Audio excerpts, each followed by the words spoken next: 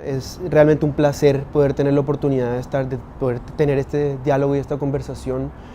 Tus ideas, tu trabajo nos ha inspirado mucho, no solamente en las ciencias sociales latinoamericanas, sino a aquellos de nosotros que nos gustan los estudios urbanos, que estudiamos la globalización, el territorio.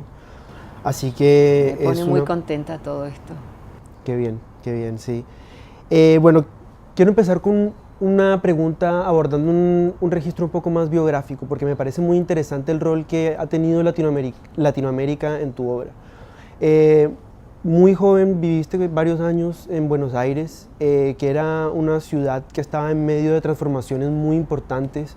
Estas eran economías latinoamericanas que estaban transitando hacia un modelo de desarrollo endógeno, de proteccionismo económico. Un mundo de cierta forma de grandes migraciones, de cierta forma parecido, pero de cierta forma muy distinto al que vivimos ahora. Así que me gustaría saber de qué forma este contexto latinoamericano y biográfico incidió en lo que más adelante iba a ser como uno de los principales enfoques a la globalización que fue tu trabajo. Sí. Bueno, no es fácil recuperar qué elementos de mi infancia jugaron un rol en todo esto, ¿no es cierto? Pero lo que sí me recuerdo muy bien es la experiencia, porque nosotros en casa hablábamos holandés. Sí. Ni mis padres ni yo bueno, yo era bebita, pero no hablábamos castellano. Así que una primera cosa era la combinación de una ciudad que parecía europea, porque Buenos Aires parecía europea, muy europea, y no entender la lengua. Ahora, mi padre hablaba latino, entonces él creía que lo iba a entender, pero no lo entendía. Entonces, fue un encuentro en realidad muy, muy interesante, muy lindo, porque los bonaerenses pueden ser muy dulces, ¿sabes? Además, segunda parte, sabes que Argentina abrió sus fronteras a todos, a los nazis, a los judíos, todos los refugiados del mundo podían ir. Sí. Y viene eso de una vieja historia en Argentina, ¿no? Sarmiento, gobernar es poblar, ¿no? Esta noción de un país que nunca tuvo suficiente población. Es un país en realidad no muy poblado, ¿no?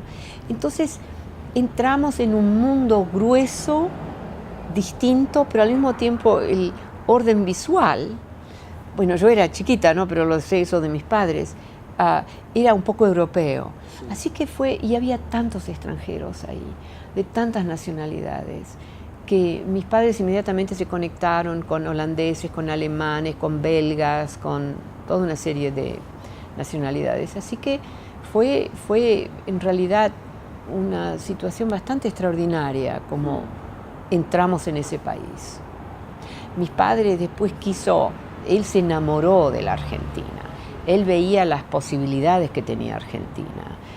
Él desarrolló, por ejemplo, la primera máquina, una máquina enorme, más grande que este edificio, para extraer agua. Él sabía que en Mendoza había mucha agua debajo de tierra, mientras que en otras partes de Argentina había escasez, ¿no? Sequía.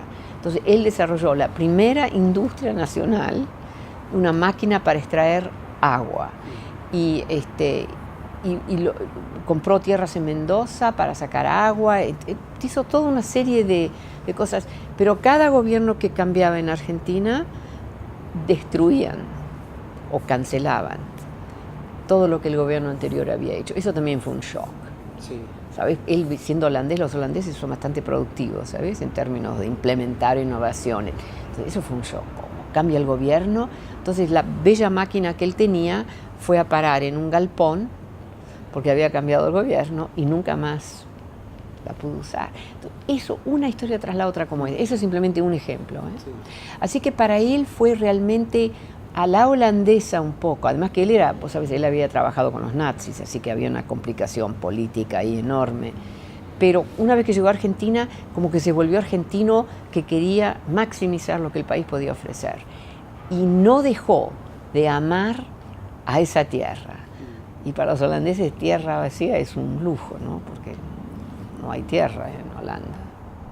Claro, pero muy interesante ese contexto, pero me gustaría saber cómo lleva ese contexto o cuál es el peso histórico, biográfico que tiene Latinoamérica en tu posterior trabajo sobre globalización. Sí.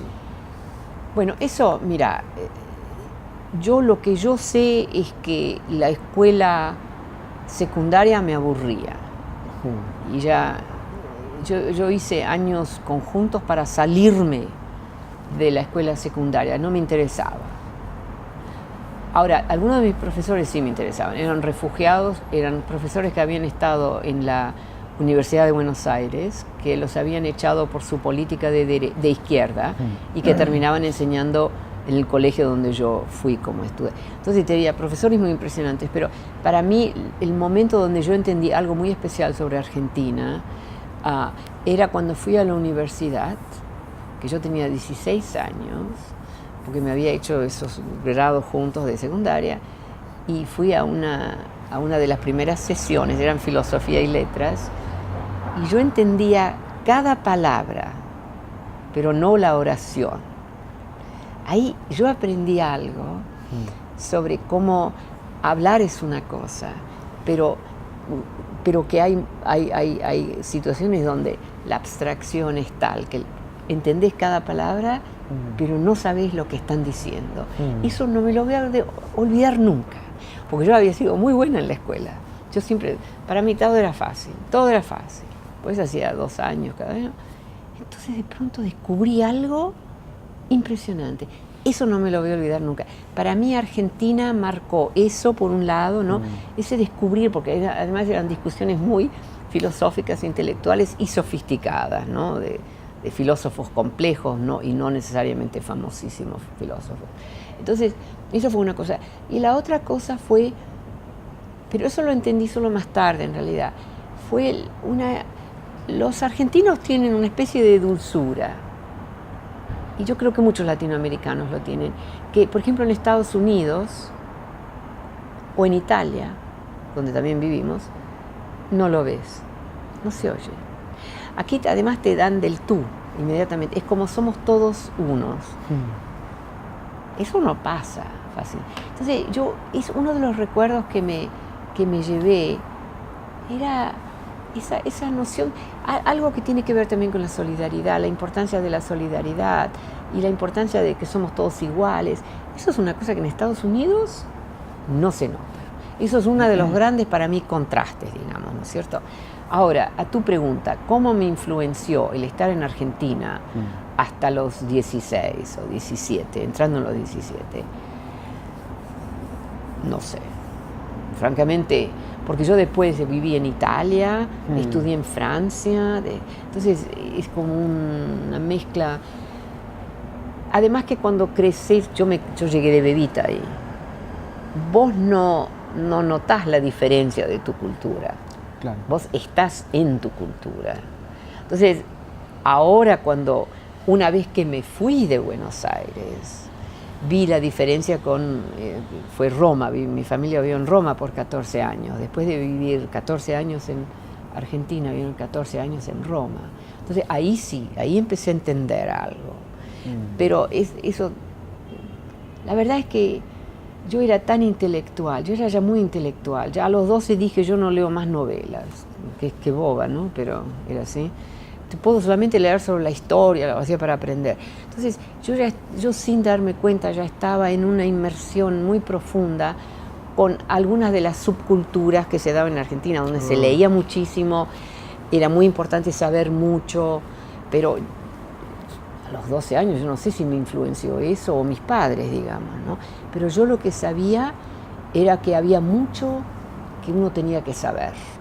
Y yo estoy siempre impresionada en la Universidad Americana, la gente creen que es al revés, creen que saben y no logran saber lo que no saben.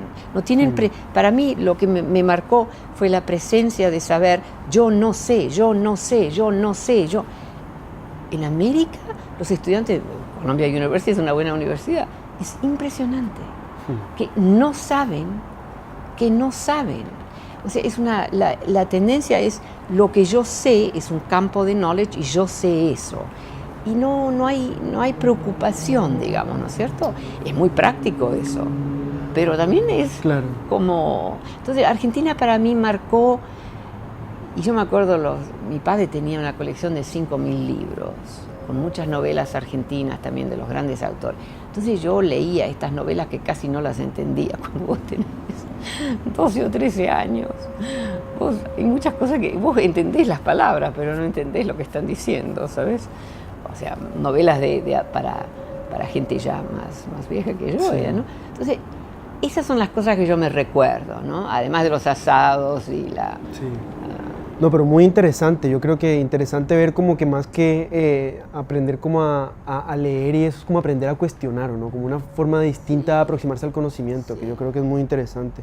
Sí, ahora me gustaría pasar a discutir el tema de la ciudad global, que es un tema muy importante en su trayectoria académica, intelectual. Y es que este trabajo sobre la ciudad global se desarrolla en un contexto en donde la teoría de sistemas mundo, como esta como división entre centros occidentales y periferias no occidentales, era muy nítida. O sea, podemos pensar en el trabajo de John Friedman, de Janet Abu-Lughod, que son un poco como las bases. Bueno, tú más adelante como que cambiaste, construiste a partir de eso, pero no obstante, el contexto donde apareció la idea de la ciudad global era un contexto en donde como Occidente seguía siendo como el centro gravitacional de la economía mundial.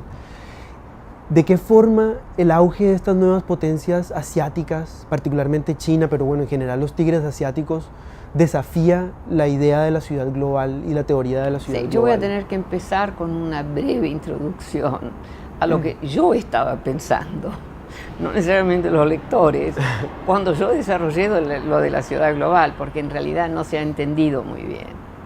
Creo que... Entonces, recordémonos que en ese momento, son las fines del 70, la década del 80, las grandes ciudades eran pobres. Nueva York estaba en bancarrota oficial. Londres estaba casi en bancarrota. París estaba destruida, pobre. Tokio estaba pobre. La gente se olvida que hubo un momento donde la economía de importancia, la economía de peso, ya no necesitaba las ciudades. ¿Por qué? Porque las grandes empresas hacían todo al interno suyo. Entonces se podían ir a cualquier lado y eran básicamente nacionales.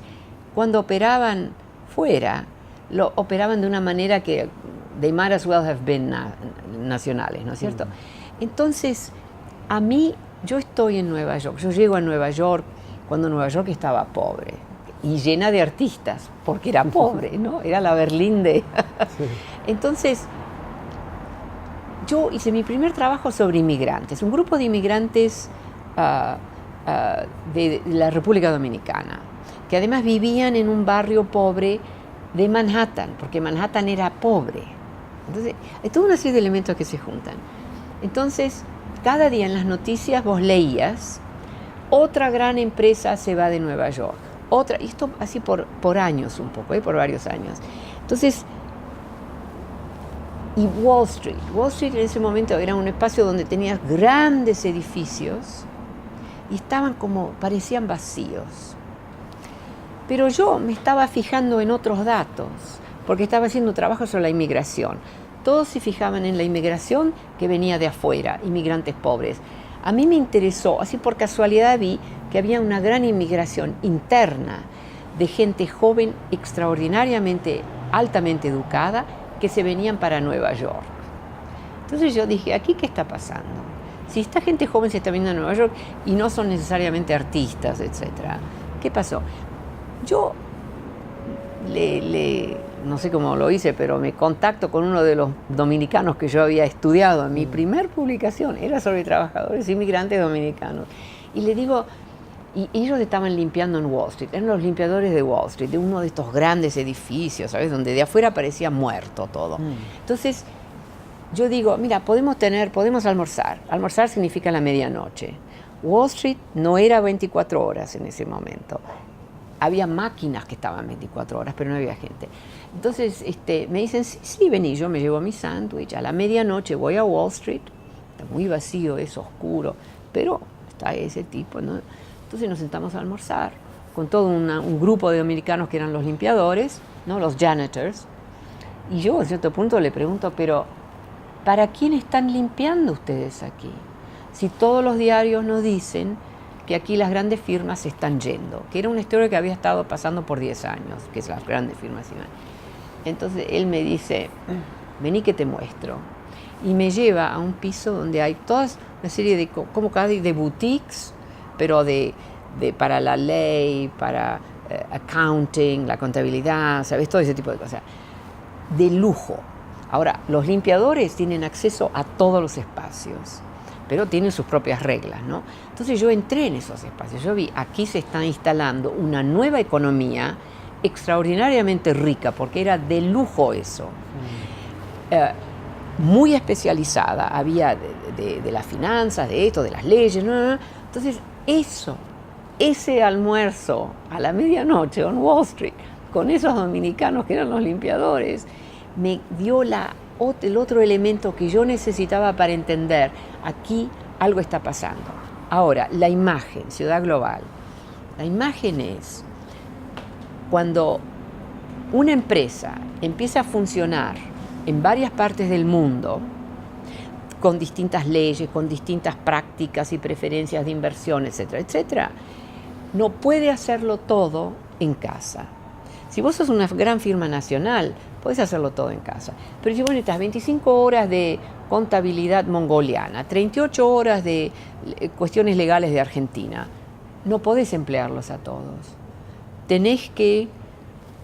Necesitas empresas que te pueden vender esas 25 horas, ¿no? Etcétera. Entonces, entonces la imagen que yo tenía era, aquí estaba Nueva York muriéndose, la vieja economía corporativa se estaba muriendo, pero un nuevo espacio, para mí la imagen es un espacio operacional, como un gran, wow, se asienta en la ciudad. Y es bastante invisible, porque son todas pequeñas empresas que están habitando en estos grandes edificios que antes iban una gran banca, ¿sabes lo que te digo, no? Sí. Entonces, de ahí yo empecé a entender que hay una nueva economía que tiene que ver con la globalización, la desregulación de las economías nacionales, que siempre fue parcial, pero que hacia los 1980 era una práctica verdadera, y en los 1990 lanza más. Entonces, a mí me gusta hacer hincapié en el hecho qué fácil que es para los expertos de una ciudad, cuando esa ciudad cambia, que no logran ver la posibilidad que una nueva economía se esté instalando.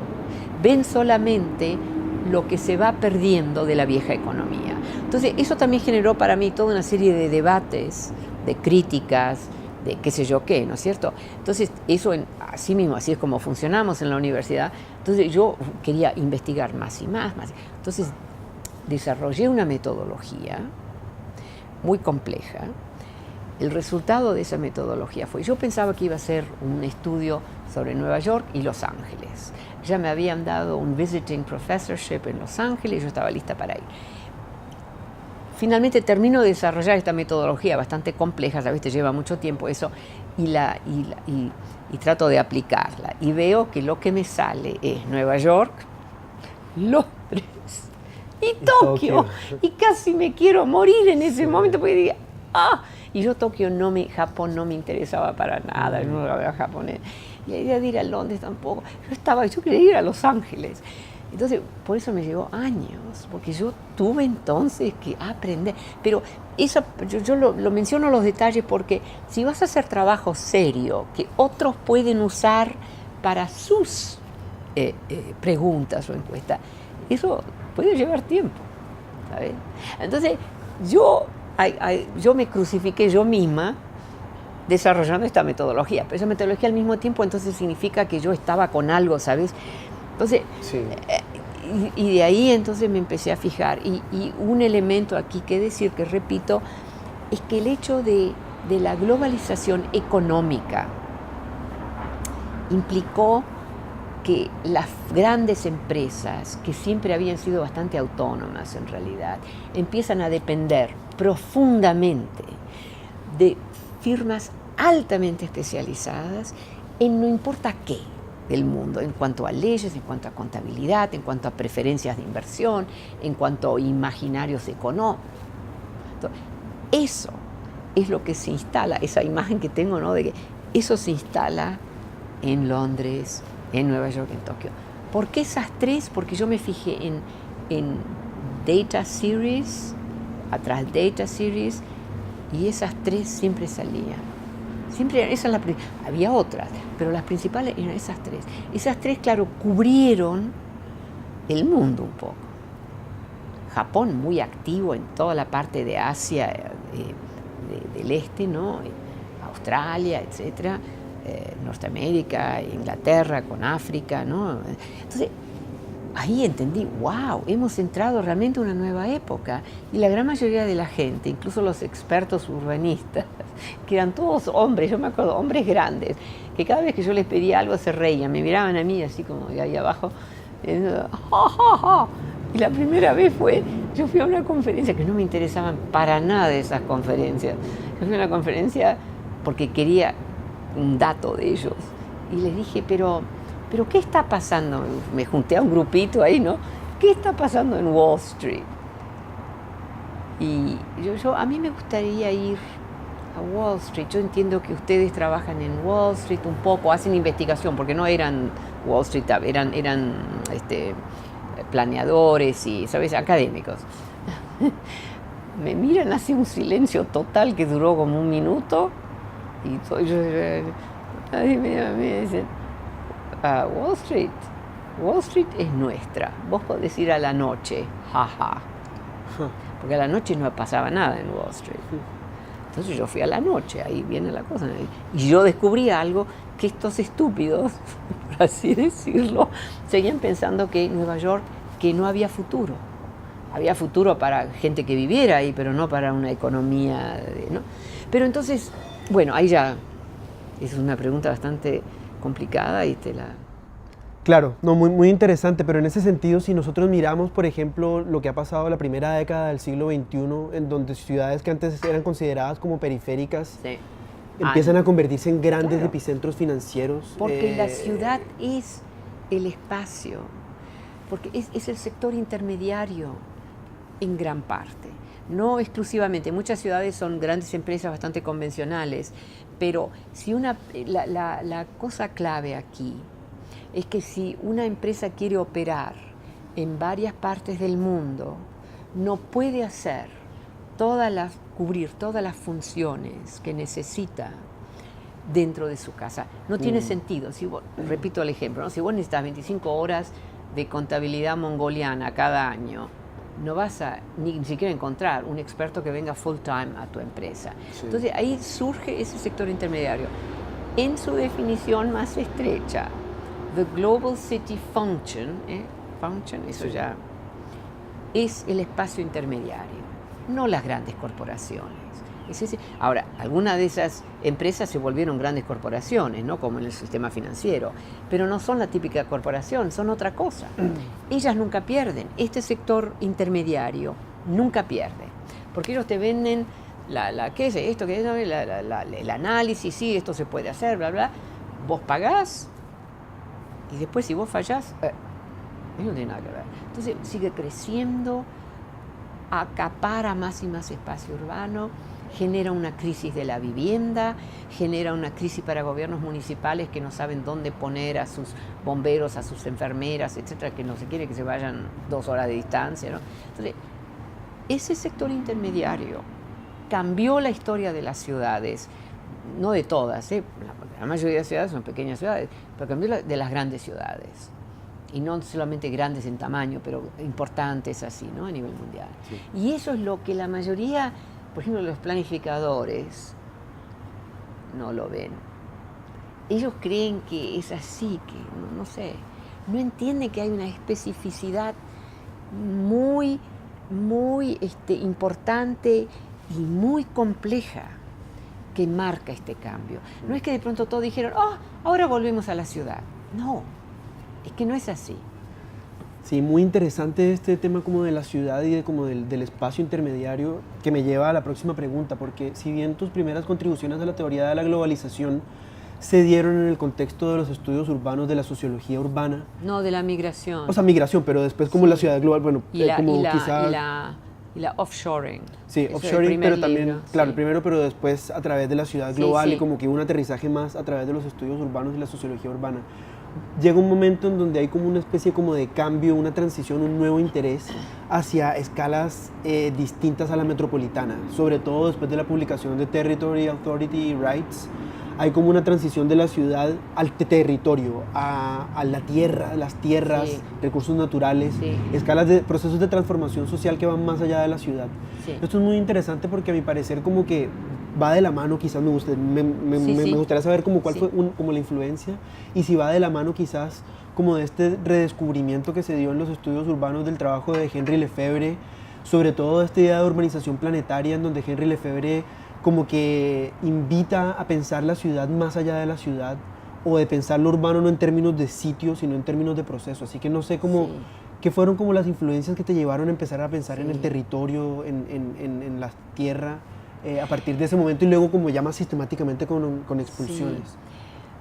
Bueno, aquí hay dos elementos que había que clarificar. Por un lado, mi primer libro no fue sobre la ciudad. Yo ya, el último capítulo en ese primer libro ya tiene The Global City, un capítulo que se llama The Global City, porque yo veía viendo estas transformaciones, pero tenía que ver con la inmigración, los trabajadores inmigrantes, no toda la inmigración, tenía que ver con el offshoring que estaba pasando, así que me preparó muy bien ese trabajo, que fue un poco trabajo de vanguardia.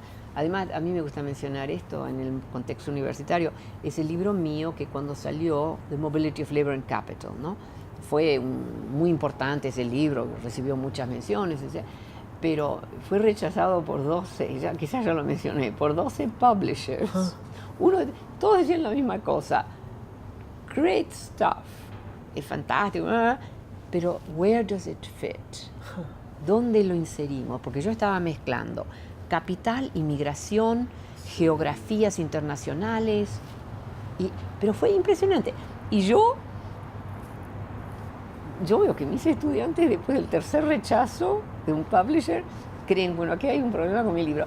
Yo me estaba empezando a trabajar sobre Global City porque era como una cosa natural, totalmente. Entonces yo dejé, venían todos los rejects, ¿sabes? 12 rechazos. Me llevó 2 años, ¿no? Eso, 12 rechazos porque... pues sabes que no me afectó a mí. Yo decía, estos no entienden. ¿Me querés creer? Yo cuando me fijo en eso, porque mis estudiantes los destruye, ¿sabes? Cuando reciben ese tipo de... Y yo nada, porque ya estaba en otra cosa y yo sabía que eventualmente eso iba a salir y que basta, que no... Entonces finalmente lo publicó Cambridge University Press y cuando sale es una sensación ese libro. Entonces dicen, esto realmente es pensar original y bla, bla, así... Y me encanta contarlo, ¿sabes? Y yo pienso en todos los estudiantes que mandan algo y a la tercera no dicen, bueno, basta, no, que sigan. O a la yo iba a seguir hasta que lo aceptaba alguien. O sea, no era que yo iba hasta 12, no, yo al 12, pero 12 me llevo 2 años, como te dije. ¿No? Entonces, eso también lo quiero dejar dicho porque si vos realmente crees en tu trabajo, cree en tu trabajo. ¿Sabes? Claro. Pero vas a tener que luchar probablemente. Sí. O sea, me importa mucho mencionar que yo salí bien, ¿no? Porque yo creo que hay muchos que abandonan la idea que puede funcionar. Bueno, entonces el territory era otra. Entonces, debo decir también que a mí cuando salió mi primer libro y yo estaba escribiendo el de Global City, me decían, estás loca. Te salió un éxito, no cambies de tema. Eso es tan típico, yo no sé, quizás aquí no pasa, pero en Estados Unidos, y los grandes profesores son como little shopkeepers, no se salen de su tema. Eso yo no lo acepto. Entonces, me decían, pero estás loca, quédate con Mobility of Labor and Capital. Bueno, sale Global City, es un éxito más grande que... Entonces, y yo empiezo a trabajar sobre mi tercer libro, que es mi mejor, Territory, Authority, Rights. Y me dicen, estás loca, quédate con The Global City. Yo estoy muy contenta que no me quedé con The Global City, porque no había tanto más que decir a ese punto. Ahora sí, porque ahora es una realidad realmente global, ¿no? Entonces, qué sé yo creo que hay prácticas y modalidades que los profesores empujan a sus estudiantes, que son muy problemáticas. Yo lo digo para todos los estudiantes. Entonces, el libro de Territorio, Autoridad y Derecho Para mí hay conexiones entre esos tres libros, ¿sabes? Sí. Pero al mismo tiempo son enfoques distintos, ¿no? Es otra problemática, etc.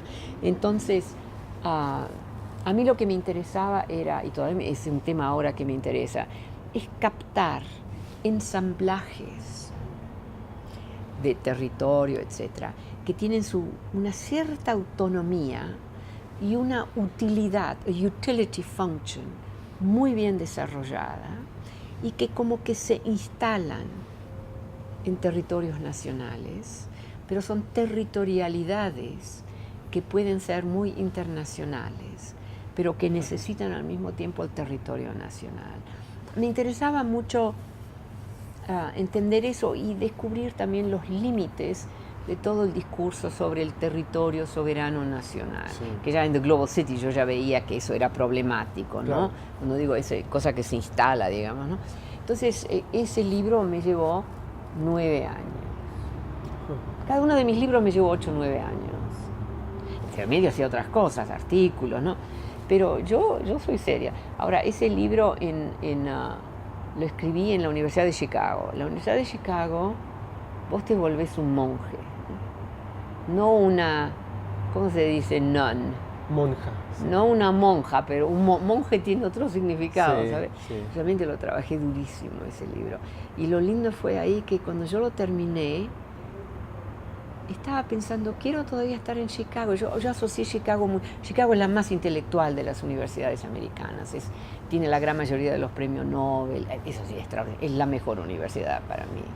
Entonces, y me llega la carta de Joseph Stiglitz de Colombia, a Columbia, donde yo había estado 10 años antes, y me dice, tenés que volver a Colombia, porque él había justo llegado y quería que yo estuviera ahí, etc.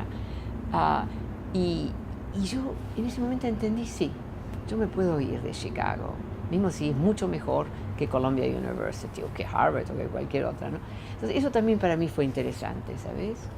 Sí, no, muy interesante, pero ¿qué tipo de recepción tuvo el libro de Territory Authority Rights, este cambio de escala, sobre todo en el contexto de los estudios urbanos, que los académicos de estudios urbanos como que no están acostumbrados a pensar más allá de la ciudad? Pero yo no soy urbanista, hay que entender.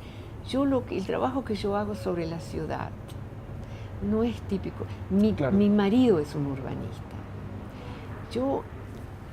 Yo estoy interesada en espacios estratégicos, cómo se constituyen en el pasado, en el presente, cómo se mueren, qué los reemplaza.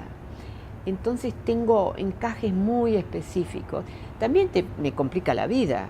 Si vos sos simplemente una urbanista o simplemente una historiadora de bla, bla, algo en específico, yo estoy siempre un poco descubriendo, ¿sabes? Descubriendo cosas, porque y yo creo que eso fue mi formación en parte, por lo menos en Argentina, ¿sabes? Que yo también estudié en Francia, tengo un degree en filosofía, ¿no? De Francia, y estudié un poco en Italia, ¿no? Entonces tengo una formación que no es la americana. Sí. No. Entonces, llego a la ciudad, ya en el primer libro llego a la ciudad porque lo veo emerger como un espacio estratégico. Entonces, ese último capítulo de mi primer libro, que se llama The Global City, la gente no lo sabe eso, ¿sabes? Porque los que leen sobre la ciudad no leen sobre lo que yo escribí en mi primer libro. Sí. Eso entonces me llevó a The Global City, que fue el segundo libro. The Global City al mismo tiempo me mostró algo sobre el presente, esa noción de sistemas que se instalan, no que surgen pero que vienen de afuera un poco y se instalan, sistematicidades que se instalan. Eso también me ayudó, ¿sabes?, a abrir y llegar a la ciudad también. Pero yo no empecé como urbanista y en muchos sentidos no soy urbanista. Los que realmente me leen cuidadosamente entienden que yo no soy urbanista. Ahora yo tengo un spiel así, ¿no?, de la ciudad como espacio complejo pero incompleto, un espacio que ha logrado sobrevivir épocas históricas de manera que los grandes poderes formales de esas diversas épocas no lograron. O sea, es una manera de usar la ciudad como un sistema complejo pero abierto, donde los sin poder también pueden hacer una historia económica, una historia política, una historia de culturas, etc.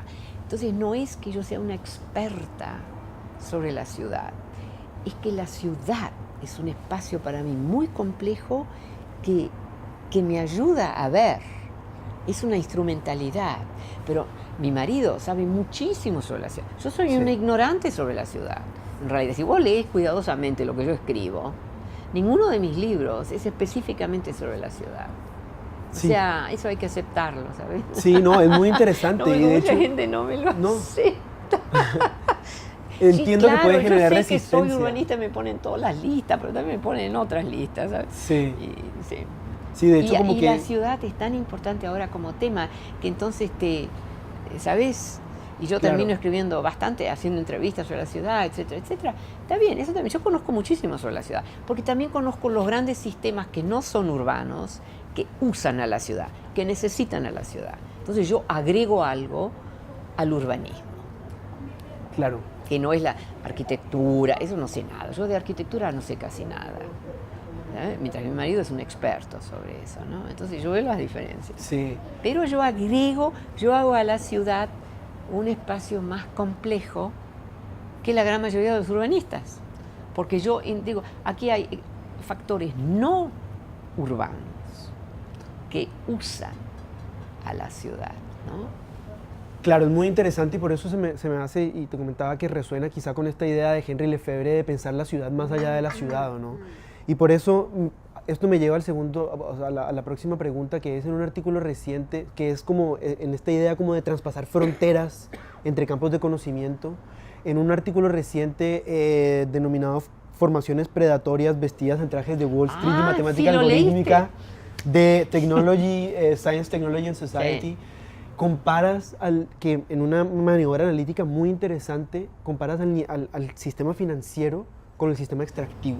Sí. Como que esto como que va muy de la mano también con recientes como enfoques que llaman a una concepción ampliada del extractivismo, por decir Exactamente. así. Es que me gustaría saber de dónde surge esta necesidad, o sea, esta idea de comparar las finanzas con la extracción de recursos naturales, producción primaria en general, como de dónde... Bueno, en realidad decir que es una comparación es una modalidad y elemento, pero yo lo que algún tipo de conferencias que yo hago, bueno, lo hice hoy también un poco, digo que un elemento que no se ha notado suficientemente por los expertos, digamos, sobre la ciudad, es el auge de lógicas extractivas en las ciudades y también en otros lados, también vis-a-vis a las tierras, a las aguas, te pensás las Nestlé y las Coca-Cola, sí. extraer.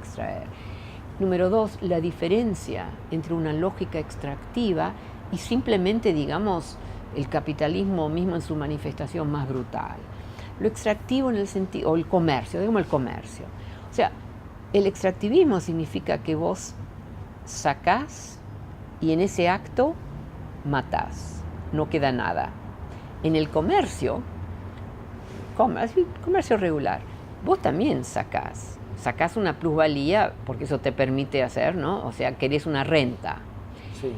Pero lo que querés es que sobreviva la operación. Eso es muy... Entonces, eso en ese sentido, el pequeño merchant quiere que los hijos y las hijas de sus clientes les vaya mejor que a los padres, porque son clientes, ¿no? Van a ser clientes. Entonces, eso es una modalidad que es la modalidad tradicional y además dominante en todas las ciudades, todavía, quizás no en las grandes ciudades, pero en más. El comercio, commerce, habrá abusos, pero commerce está bien. Lo mismo que la banca tradicional. La banca tradicional te vende dinero que vos necesitas para esto, para otro, está bien. Yo lo que digo es que eso, sí, muy importante, pero va restringiéndose. ¿Qué es lo que lo está reemplazando? Son sectores que vienen marcados por lógicas extractivas. Yo digo que Facebook es un sector extractivo. ¿Cómo hizo su primer billón? Consiguió información about todo. Lo mismo con Microsoft, con Google. Información sobre todos nosotros gratis. Y después se las vendió a firmas y se hizo su primer billón. Eso es un sector extractivo. Nosotros no ganamos nada. Bueno, ganamos algo porque hay una utilidad muy fuerte, pero al mismo tiempo, ¿sabes lo que estoy diciendo, no? Entonces, yo lo que yo veo ahora a través de la lente de esto es un sector extractivo, mismo si se viste de la cosa más, digamos así, fina y no sé qué, es extractivo. Por ejemplo, Facebook, ¿no? Nadie lo dice, nadie dice que es un sector extractivo. Lo digo yo, en mi manera de ver, yo lo veo como sector extractivo. Entonces, yo mirando así, las altas finanzas, o sea, la banca tradicional es comercio, vende algo que tiene y quiere seguir vendiéndolo. Sí. Las altas finanzas no son comercio, son un sector extractivo, lo que hablé hoy, ¿no? Extrae, y una vez que extrae, no importa lo que pasa, es como la mina. Claro. El mejor ejemplo es la mina. Una vez que la mina dejó de sacar, o las Nestlé y Coca-Cola, una vez que sacaron todo el agua de underground, ¿no? No les importa lo que pasa. Al pequeño granjero le importa, Sí. porque es su vida y se puede y mantiene el campo vivo por generaciones, ¿no? Entonces, esas son las diferencias que quiero marcar un poco en Expulsions, ¿no? Esta noción que la lógica extractiva está incrustada en toda una serie de sectores que nunca los pensamos como sectores extractivos. Pensamos que es comercio o que es la banca, y hay que empezar a... una de las crisis que estamos viviendo, la clase media que se va empobreciendo, ¿no? O que se va dividiendo entre una muy rica y una muy empobrecida, no muy pobre, pero empobrecida. Son todo, es la consecuencia de sectores extractivos. En ese mismo plantel, yo creo que es realmente un error, volvemos a la ciudad, decir que lo que importa es el 1%. No, eso me parece simplemente un error. El 1% siempre existió. Lo que importa es que ahora es un 40%, que es mucho más rico de lo que en el pasado fueron las altas clases medias o las clases medias. Y eso significa que un gran número de hogares acaparan espacios enormes de la ciudad porque pueden pagarlo, porque quieren un loft que es 8 veces el espacio de esto, donde antes vivían 4 familias, vive una persona. Eso ha empujado fuera a las clases medias. Ese 1% no hubiera logrado, pero es el 40% de ricos o el 30%, varía un poco por ciudad. Entonces, esas son las cosas que a mí me irritan cuando the 1%, lo oí hoy también, no sé, alguien lo dijo, ese es 1%. No, eso te engañas ahí. Son ese 40%, eso es lo que importa. Entonces, cuando vos empezás a mirar las cosas así, y eso a mí me ayuda a ver a la ciudad de una manera distinta, porque vengo de la no ciudad.